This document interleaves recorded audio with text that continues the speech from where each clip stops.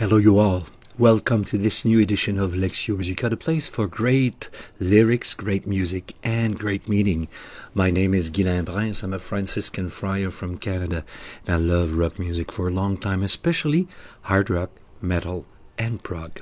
Once a week, we stop all our activities and we listen closely to a song. And after that, a few days later, I do a small analysis, nothing complicated, just to give you my input on the meaning of the words, and then begin a great dialogue down here in the comment section. So don't miss the posting of everybody, because most of the time there are many things I might not have get when I analyze the song, and so happy that everybody contributes so for us to have a better understanding. So let's dig without any ado, because the song, to be frank, is quite a chunk this week. It's a 13 minutes song, and there's a lot of content. So as you can see, we are on a journey through the album Omega, the latest album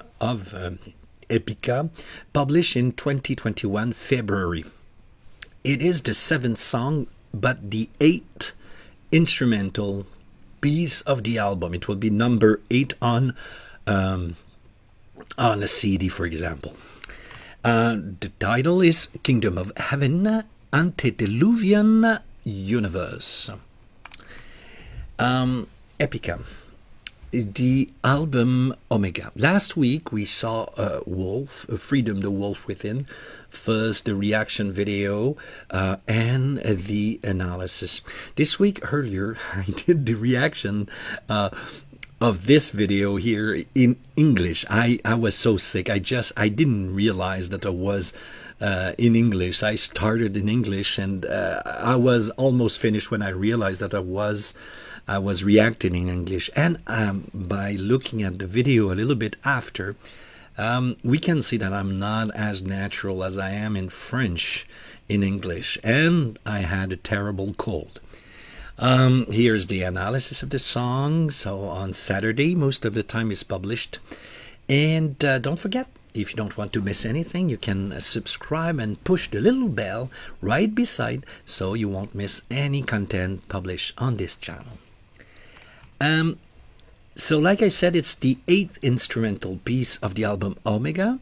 The composer, the lyricist first, is Mark Jansen.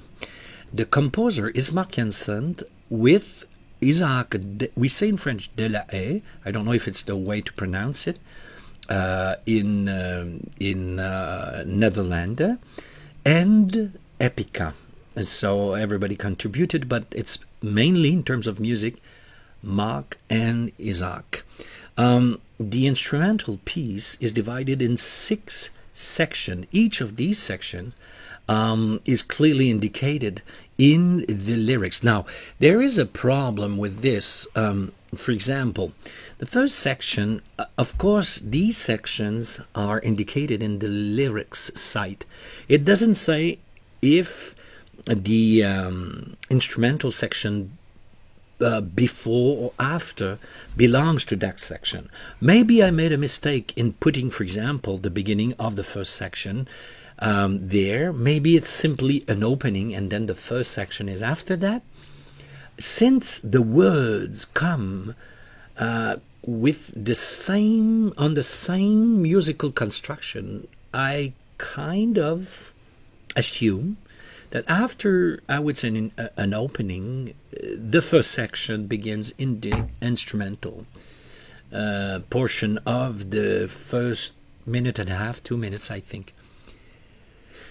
So how does the song begins? There is wind, and maybe it's wind over water, because the right after the first words will be the word Océanie, oceans. So in the next paragraph, so wind over water refers, or could refer, to the Jewish scriptures, the Genesis and Christian scriptures,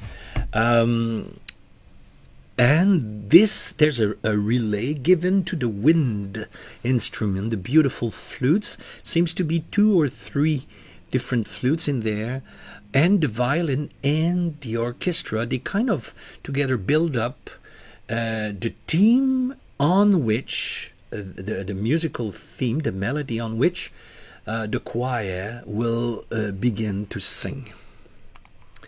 These are the words in Latin, as usual. Epica has many songs with portions in Latin. You have the words on the left-hand side.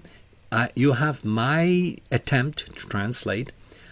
The only section I'm not sure exactly what it means is the first one, the first line. Oceaninos gutule. It seems to me like 3 words. Maybe it makes a sentence. I don't get it. Oceans, os, drops. And here is what here is my take on this. The whole song pretty much states that we are drops in the ocean, and that our final destination is to be reunited with I would say, the basic energy, the basic self, the basic entity at the origin of all things. So I would say then this means that we are drops in the ocean. There could be also implied here that in our blood there's the salty water of the ocean. I let you enlighten me on this one. That's the first line. I'm not sure I get it, but I do my best. Spirit of all the living, that is the same thing, the same theme of the ocean being and everything being a drop of the ocean. Here, this is the spirit or the underlying reality behind all the living to unite with all the universe. So there is a basic unity of everything. And we will see this called in many ways in the song, but it's always, from my understanding, it's pretty much this fundamental reality that is the basis of everything existing, basically. Now, then the middle section embarks in this portion and takes on the theme with the orchestra. I will talk a little bit more about the blend of the metal section and the orchestra. I love what they did in that song in general. Then there is the second section is called Sri Yantra. You just have to punch this in Google. You will find that it is an image, meditation image. So you meditate on this image made of little triangles going in opposite direction. Okay, going from a center, and this is basically a way of understanding reality. The fact that the tendency to go to divide, to go at the extremities, at the peripheries, goes against going to the center. It kinds of a diversion from the center, the self and everything. So rise and shine with all your light. Awake the force within you. Wade in waters filled with joy. Try to find a place that hides the treasure in the palace. All the stars are by your side. Basically, this is what it says. It's that rise and shine with all your light. The light is in the center. So rise and shine, in a way, is to take the full measure of what you are. Shine as, I would say, the recall of the energy theme here. Await the force within you at the center. Wade in the waters of filled with joy. The water as being the essential, the fundamental, as we saw in the A section, the first line. And try to find a place that hides the treasure in the palace. And now, as you know, geometry has been a major contribution in all kinds of artistic works, in palaces all around the world. My take would be that the image of the Sri Yantra, when you look at it, you have really a geometric presentation of the self of the universe, and a little bit as if it was a palace. That would be, and there's a treasure at the center of the palace, which is the force, which is the light, which is the fundamental waters, etc.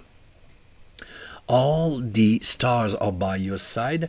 I think that the stars here, being a concentration of energy, already tells you a little bit of what you are. And probably the fact that the stars themselves, galaxies, are from an origin, going probably at one point back to that origin, says something of us, a tendency to expand, but a real self discovered in going back to the center. That would be my take on that. Okay? Not many words are difficult, but the reality it describes is kind of tricky at times. We will see that all along. Now, Simone with the choir. The C, if I think I'm not wrong in saying that the B section could be the verse, the C section, I would call this the pre-chorus because it always precedes the next one. So, and it has a close to a chorus feel to it. And this bright light does shine from within you. You see the same theme here? Inside life, light, within you thrives inside of you. And those that ridicule never know. Those that ridicule are simply outside themselves. They are not in the center of their being, so they will laugh at you because you don't know. So, and then you have what I think is the chorus. Just as water turns to snow, what is above is so is below. In time we learn to heal the cells. We can cure ourselves. Use this healing energy, form a holy trinity. This is the knowledge that we have been searching for. Just as water turns to snow, physical reality, but in fact there's a transformation. But in fact, snow is water, water is snow. It's water up, it turns into snow on our way down, or the other way around. It's the same thing. What is above is and below, it's the same thing. Now, I'm not sure here what is above and below is what is outside at the periphery of yourself. I think that the above and the below here are at the center. So at the center, there is the same reality going downwards, and I would say here what could be called heaven. Because if you know the trilogy, Kingdom of Heaven, I think it's a theme that heaven is not above, is not outside. The heaven that this trilogy talks about is a state, a reality accessible to all of us, but from within. I would call it like that. So what is above is, it's my second attempt to do that video, and the first time the phone rang 3 times and I forgot again to turn it off. So there it is, it won't disturb us. What is above? So in time, but this expression, and we will see, I will talk a little bit about the fact that this is an expression that we find mainly in the Gnostic exoteric group. Yeah, well, we will come back on that. In time, we learn to heal the cells. We can cure ourselves. Use this healing energy for a Holy Trinity. This is the knowledge that we have been searching for. I am not sure that Epica implies here that if you are sick, is that it's because you don't use the healing energy that you have within yourself. If so, I would disagree deeply with that. I tend to think that they talk about spiritual diseases here. Spiritual disease. Of course, there's the word the cells, because I truly believe that spiritual well-being has an impact, a physical impact. I don't think that all physical diseases can be cured by spiritual means. Maybe I know that some people think so. I am not one of these. We can cure ourselves here. We leave the personal to come to the common. So I would tend to think that the diseases of the collective more than a personal fate here. So use this creative energy to form a Holy Trinity. Now, I don't know if you're aware of that, but Holy Trinity for Christians is the way, one of the most holy ways to describe their understanding of God. In Christianity, we don't form the Holy Trinity. We welcome the Holy Trinity. We receive the Holy Trinity. This is something given. What is it that we have to form? Here is a question mark. I will give my opinion on that at the end. But if you have any idea, please. My first reaction was to think that there was wisdom, there was knowledge, and I looked for the third one, and I will suggest you something. Anyway, the formation of this Holy Trinity is the knowledge that we have been searching for. For according to the song, we attain a higher level of life by knowledge. By knowledge. And I will tell you where I disagree on that. But let's continue, because there's a lot of good stuff in that song. Musically, and a lot of food for thought, you know. Now Mark in Growling enters, it's his first contribution, the E section. The barriers will fall, rise to heights. Those who seek will know. All shadows will flee, go with the flow of life. Those who seek will see endlessly. As usual, Mark keeps for himself some of the most important words of the song. There you have it clearly stated that barriers will fall. And in other section he will say that we are one. So everything that makes us feel distinct or different, every barriers between nations or religions, all of this will fall. Rise to heights, so don't fall into these barriers, don't fall into these closures. Rise to heights, and here you can see that what is below is what is what is above. Is that if you go deep inside within yourself, you will reach something, but this something will make you rise to heights. Heights, yeah, well, what is above is below as well. So this would be my take on this one, anyways. Those who seek will know. Knowledge, again. All shadows will flee. all shadows, all divisions, all everything that separates us will flee. Go with the flow of life, so all of this will disappear. Those who seek will see. Another way to see: seek will know, seek will see. The see, the senses of seeing, of vision, is also the knowledge, endlessly. So they will know forever. Now the choir enters balance and harmony, as above, so below. You got it. Now Simone comes back with the B section of verse. That would be the second verse. Wise do search, as fools emerge.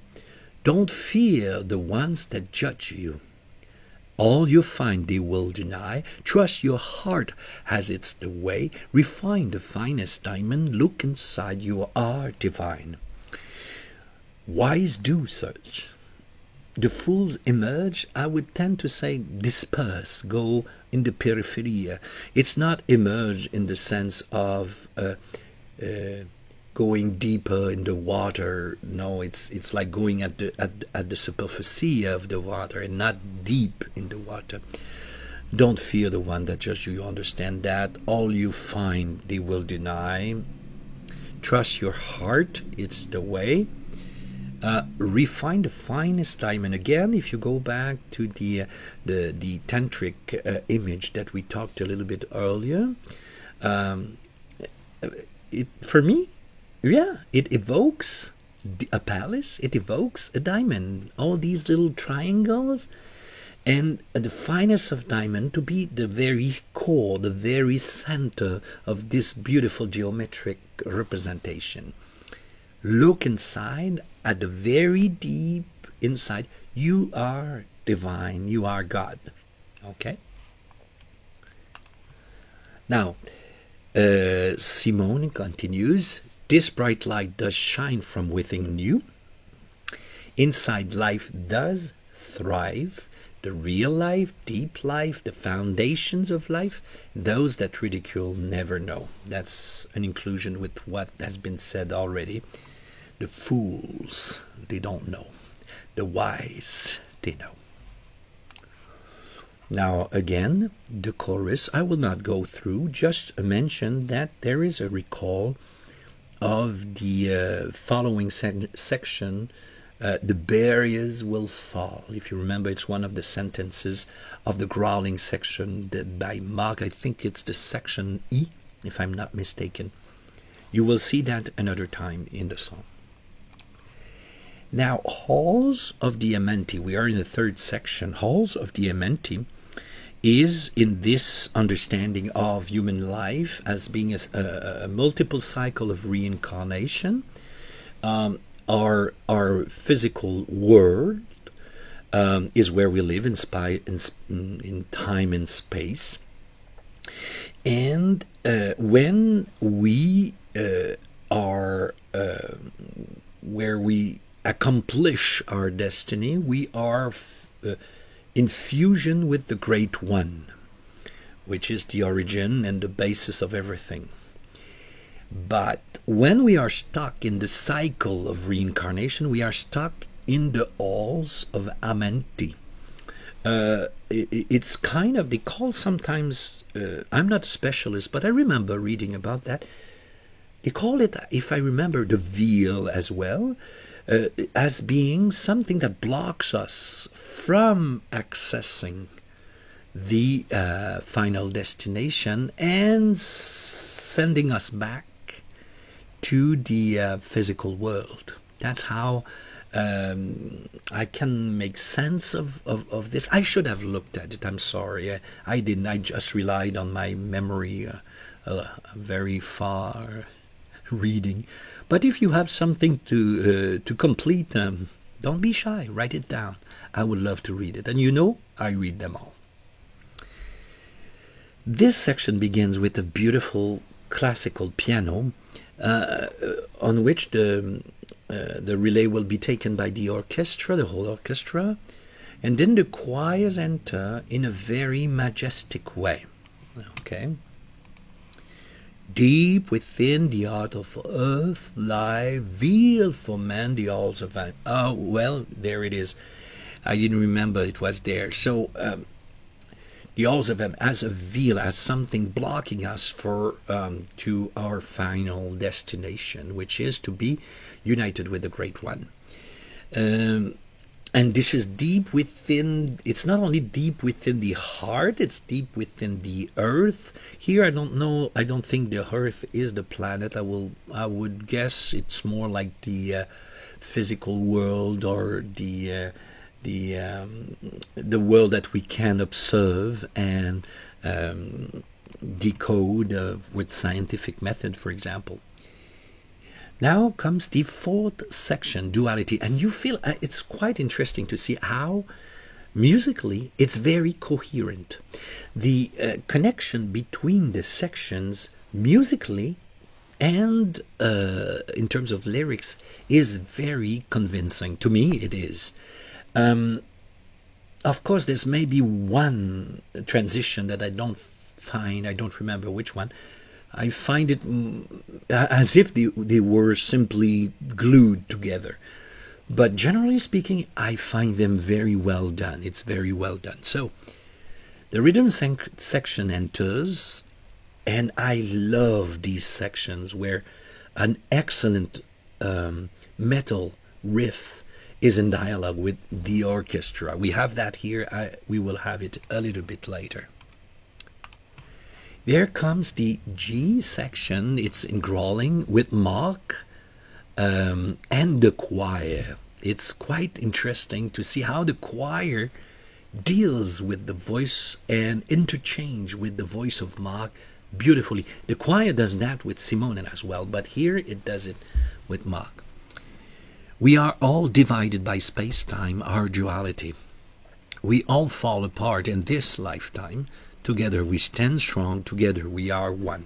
So, all the barriers will fall. You remember, these are the words, main words of the E section. Here is the opposite. Together we are one. So, all divisions is associated with space and time, our duality.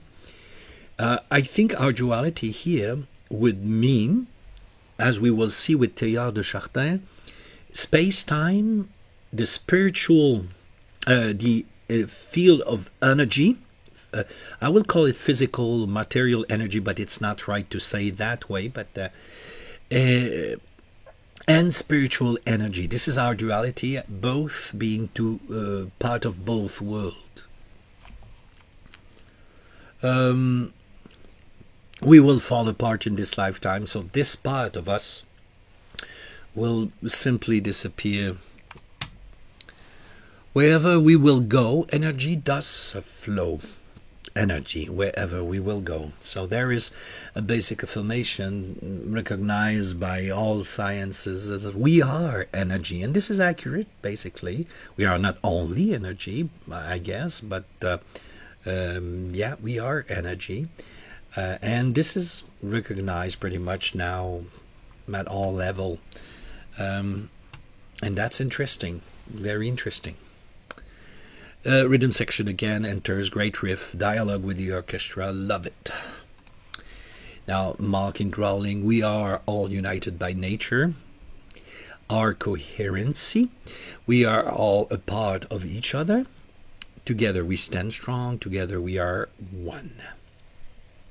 You recognize, I would say, the refrains that we saw many times in Epica's song. It's not the first time that we hear that. Well done, though. Now the I don't know how to pronounce this, but Haibardo, I will pronounce it. It's translated by as the Book of the Dead. It's supposedly, I cannot read Tibetan, but it's supposed to be a masterpiece of the journey of the soul in the afterworld, the afterlife. And this book describes pretty much the itinerary of the soul after physical worldly life. Oh yeah, navigating after the afterlife realms. Yeah. Then it becomes it's a slower tempo. There's a clear musical cut with what precedes. There's this ethereal atmosphere we have to describe afterlife, and there comes what I love. I smiled when Simone began to sing in character as a person, as a persona, as a character. As we linger towards our final breath, forge yourself, be ready for the moment of your death. There seems to me a kind of a contradiction here, because the halls of Amanteus is after physical life. Here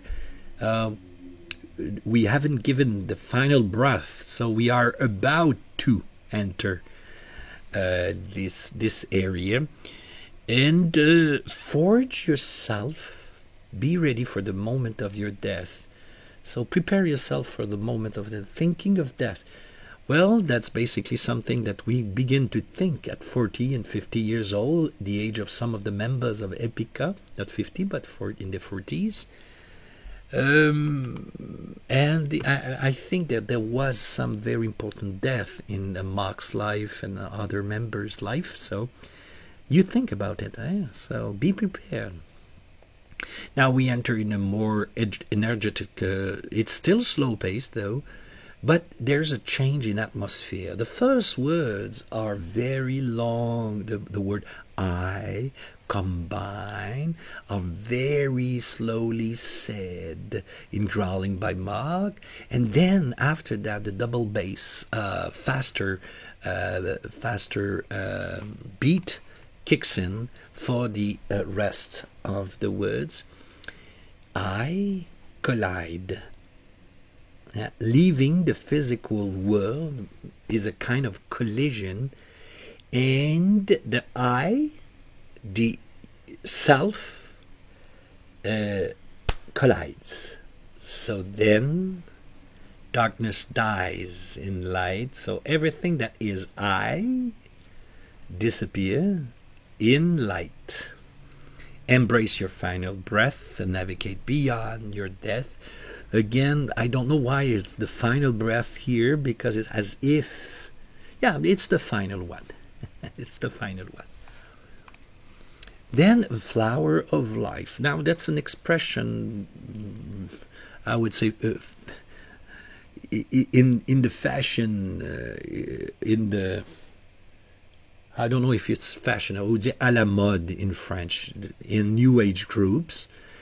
It describes a geometric pattern that we've seen. I remember seeing that pattern in churches, in ancient Egyptian religion, if I'm not mistaken, and other places. It's when circles are entwining each other. So in a big circles, everything is circle. Everything is circle, basically. And it seems for Epica here that the flower of life, this geometric form, meaning a lot of things in different contexts here, is the symbol of the cosmic spiral. Cosmic spiral, the fact that everything begins again, restart, everything start and all over again constantly, which is pretty much the understanding, as much as I understand, of the extreme Eastern religions that we will find, Hinduism, Buddhism, etc. Again, we have an interlude here, change of tempo and style. It's energetic, but it's serene here. And this is the place where there's a beautifully crafted solo with the guitar and the keyboard. And if I'm not mistaken, but this maybe I shouldn't have written it down. Is it a variation of the opening theme? It seems to me that there's at least for a portion, the chord progression of the opening theme that we had at the very beginning. This is why I said, as if this theme comes back here and there, little touch-ups of a basic reality. That's how I would interpret it in terms of music. Now, the B prime means that it's basically the B section, but it's, I think it's half the dimension of what was sung in the previous B section. Rise, perceive, and do believe that wisdom lies within you, and all what's lost can be retrieved. If death feels like loss, in fact, you will gain much more in the process, and this lies already within you if you go, if you look. So this bright light does shine from within you, yeah. Inside life does strive, those that ridicule never know. We already know this pre-chorus, and then you have the chorus, exact copy of the one we already looked into. And the second one has a little difference, which is simply, that's simply the addition of marks, addition of the buyers will fall. Final is done by the choir, may thy kingdom come, which is a quotation of the Our Father prayer of the Christian found in the Sermon on the Mount and Gospel of Matthew, chapter 5 to 8. Now, the end. There it is. Now, the structure is very interesting. You will see that the second section is B, C, D with an E in the middle. B, C, D. The E is Mark's growling here. The A section, the choir in Latin, is preceded by quite a long instrumental portion. So you have the vertical lines, they separate the 6 sections of the song. You can see very clearly section 1 is where you find an A. Section 2 is B, C, D, E, B, C, D. And here comes the section 3 with an F portion preceded with a small instrumental section, the G section that you'll find, and then the HI. Everything is quite understandable, and it's possible to decode the song both in terms of music and lyrics. It's consistent, it's coherent. The last portion is very closely related to the second, and the final, as you know. So it is a complex and beautiful piece of music, and 6, I dare to use the word movement, even if it's not to the scale of classical music. I think there are 6 movements, 6 sections at least. There are ancient references in the melodies of the beginning and here and there during the song. There is a dramatic development. There are turnovers. Opica here is full blast, combining the 3 voices, the symphonic orchestra, the metal section. Beautiful contributions with of the keyboards in that. We can feel the touch of a good pianist. Keyboardist. It's very well done. One of my main contributor on this channel is a Polish man, very precise in his comments. I want to salute Marek. Thank you for your very nice and regular comments on this channel. You made a very brilliant comment about the fact that it's a cinematographic song. It means that you can picture, you can see the evolution, you can see everything as the story unfolds.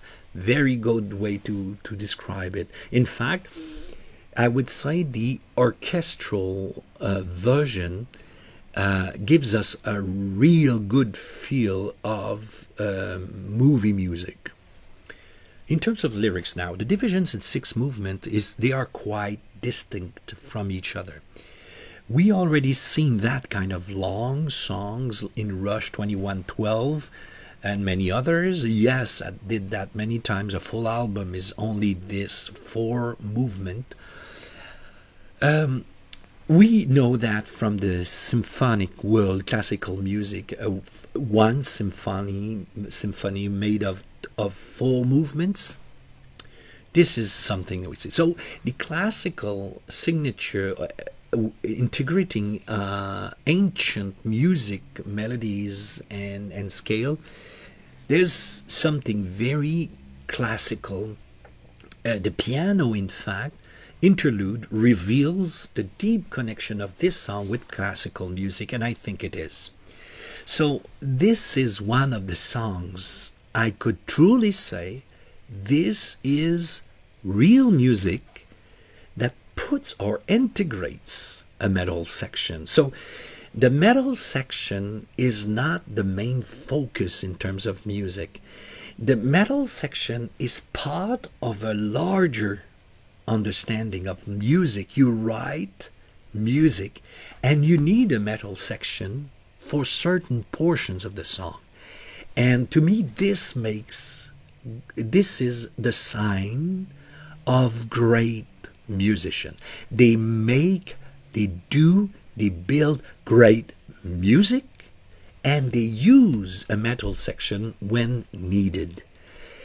For me, this is wonderful. It's exemplary in my way of understanding music.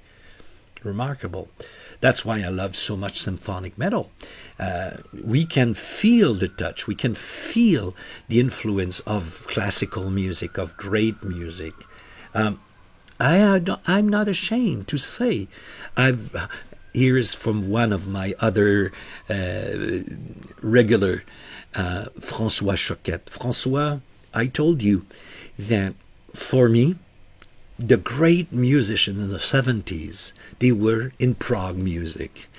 In rock, the great musicians, they were there, And I told you, today, they are in symphonic metal.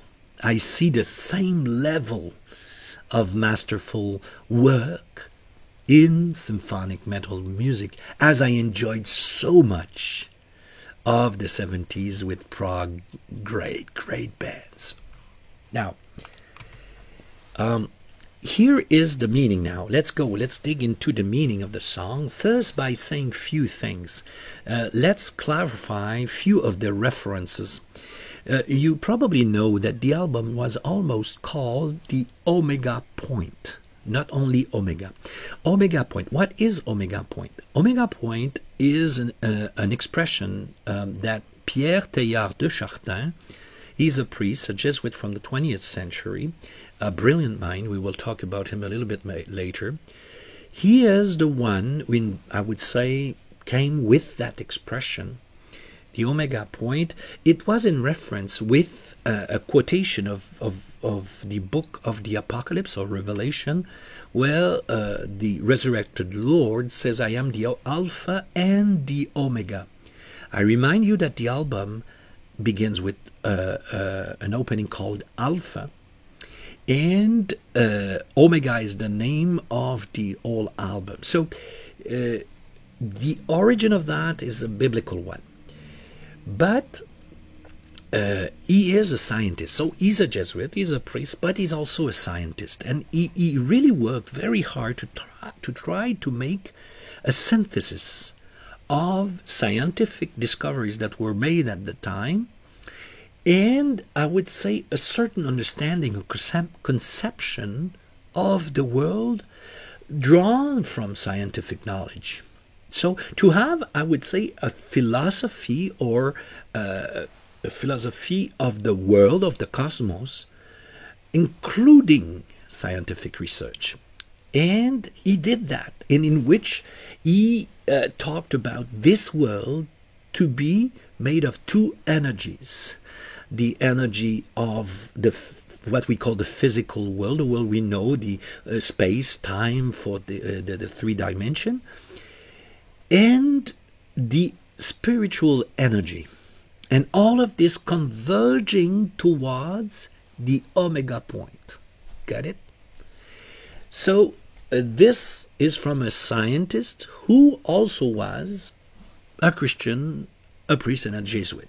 Okay, but this expression was, I would say, adopted by many movements since then. So it's not because you quote or you use the expression the omega point that you refer to Pierre Teilhard de Chardin. Now, the song, instrumental piece, refers explicitly to many, I would say, many religions and philosophies. You have titles in Sanskrit from Hinduism. You have the title of a Tibetan Buddhist book. You have other biblical expression like Kingdom of Heaven. The finale is the quotation from the Our Father, may your kingdom come. And there's also an expression very dear to the Christian, Holy Trinity, that you find there, but it doesn't have the meaning of that the Christian give. But there is an attempt to bring together different religion and philosophy into one synthesis in that song. And this is something we have seen before with Epica. Okay. Now, in terms of meaning, what is the song conveys? What it is that it conveys? It conveys that in reality, at the deepest level, we are one.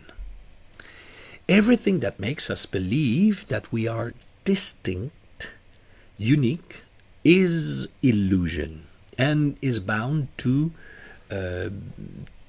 be lost or to be to end. Because the only true reality is that everything that we know, everything that we see is one. The quest for truth and unity then, here in the afterlife, it seems, because there is the reference to the halls of the Amenti, which is connected with the belief of reincarnation, is a long way to the one. And the one is also where everything will converge, the omega point. How to escape our physical world, the world of illusion, the world of, how do we? Well, we need to form the Holy Trinity of what? To me, it seems that it's Holy Trinity of knowledge, wisdom, and the lack of karma, which is a traditional understanding of many presentation, and even, I would say, more or less modern groups in New Age movements of different kinds, and I would say it's quite fashionable to talk in these words as we speak right now. I'm not sure Holy Trinity, if really Holy Trinity is used for knowledge, wisdom, and lack of karma, I'm not sure the word Trinity is the good way. I find it a little, not offensive, but I think it's kind of bizarre that you use such an important word for the Christians and apply it to something that is basically something interesting, but certainly not with this, I would say, the sacredness that we hold very dear as Christians in that expression. But anyways, I do not say it offended me. I'm just saying I'm not sure it's the good word, but anyway. The end result will be the fusion of everything into the one, the soul, the fundamental energy. So, and all barriers will fall. All of this, if you read carefully the words, you already know this is what you have in the song. So it's quite coherent. It's coherent, and it's coherent with other songs of Epica as well. So there's no surprise in here. The only thing for me, again, I will just add one page. I would say a Jewish and Christian point of view on this song, and you will see where I agree and disagree. Okay, not as a person, but as a tradition, as someone speaking from a tradition, from a point of view. Teilhard de Chardin was a great, great mind of the 20th century. For me, he represents the Jesuits are their best. They're building bridges between philosophy, theology, and fields of knowledge. They are very, very good at it. And Teilhard de Chardin is often quoted by groups that are miles away from his own belief and thoughts, especially esoteric and Gnostic group. He uses his writings to go somewhere where he wouldn't have gone personally. But never forget that Teilhard de Chardin remained a Christian. He remained a priest and a Jesuit. So for him, the omega point does not necessarily have the same meaning as the Epica song. It has a different meaning. He tried a scientific and philosophic synthesis in which spiritual energy is part of the universe. And this is quite interesting, I find it. And this is where I think you can find connections with Eastern philosophies and religions as well. But still, there are elements of his understanding that are different from all these groups. Of course, you can say that these differences, they are illusions. Yeah, maybe you can say that. For me, I will tell you that in fact it's not. Because for me, as a Christian, difference is not an illusion. In fact, it is the very core element of identity, of freedom, and of love. If there is not the capacity to be different, love does not exist. Fusion is not love. And as you say, the omega point as a Christian, for Christian, is not something. It's someone. It's to be, it's the togetherness. So the unity for Christians is communion, the word communion, which means union with. And unity implies, the Christian understanding of unity implies distinctiveness, imply differences, because the unity is a unity of love, of true uniqueness. And for us, for Christians, is an enormous loss in the understanding that we are all called to be fused in the Great One. There's no love in there anymore. There's no freedom. There is no... And all of this, of course, some people could say, well, all of this is illusion. Yeah, you can say that. I still think it's the other way. I agree with a lot of things in the song, though, and for me, but one thing is missing. One thing is missing. If the Trinity, knowledge, wisdom, and lack of karma makes sense, I do not disagree that these are great things. They must be, for a Christian, immersed in love. Love is, it's not any truth or knowledge. It's loving knowledge. It's not only wisdom. It's a wisdom that is connected to love. Because you can be very wise, but very, very selfish in a way, and protecting your own selfish self in a way. No, it's for us. Wisdom has to be plunged into love, knowledge plunged. Lack of karma, the fact of not doing bad things, is that will keep you tied to this world. Has to be basically loved behavior, loving behavior and caring. So the Holy Trinity as a Christian is not to be formed by me. It has to be received. It has to be welcomed. The Holy Trinity is someone. So this is why I find the song fascinating. But of course, I can see what they are pointing at. I can see what they refer to. But I simply think that the world is a little bit different than that. But that's just my opinion, and I would say a little bit of my tradition as well. Still, I love the album. I love the music. I love personally. We are all different. Personally, I prefer a good song, well built, with different opinion than mine, that will make me think, that will make me reflect on life and say, where do I stand? I prefer by far a significant dialogue than uniformity of thought, as if everybody has to agree with me, and if they don't agree, I just kick them out. I don't agree with that either.